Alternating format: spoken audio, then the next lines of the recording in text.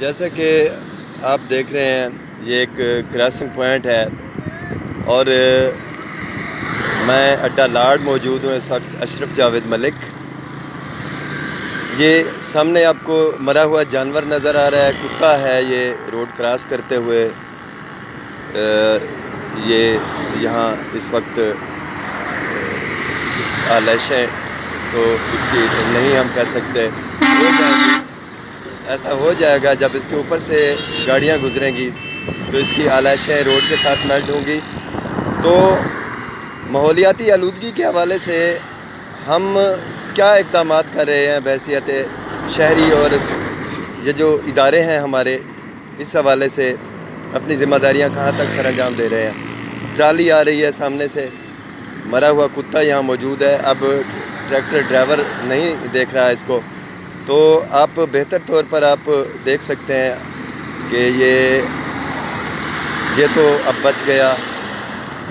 میں کھڑا تھا توجہ بدل گئی ڈرائیور کی، لیکن یہ ایسا ہوگا، اس کے بعد اس کی آلائشیں میلٹ ہوں گی روڈ کے ساتھ، اور جیسے جیسے ٹریفک آ رہی ہے اس کے اوپر سے گزرے گی، اور آپ بہتر طور پر سمجھ سکتے ہیں کہ اگلا مرحلہ کیا ہوگا۔ تو یہ سانس میں جائے گا، خشک ہو کر روڈ کے اندر شامل ہوگا اور ہوا میں شامل ہوگا اور سانس میں جائے گا۔ اس کے بعد اگر کوئی یہاں گرا، زخمی ہوا، تو صاف ظاہر ہے کہ یہ اس زخمی آدمی کے جسم کے اندر بھی داخل ہو سکتی ہیں اس کی آلائشیں۔ تو یہ ایک میسج ہے آپ کے لیے، آپ بہتر سوچ سکتے ہیں کہ ہم جانوروں کے حوالے سے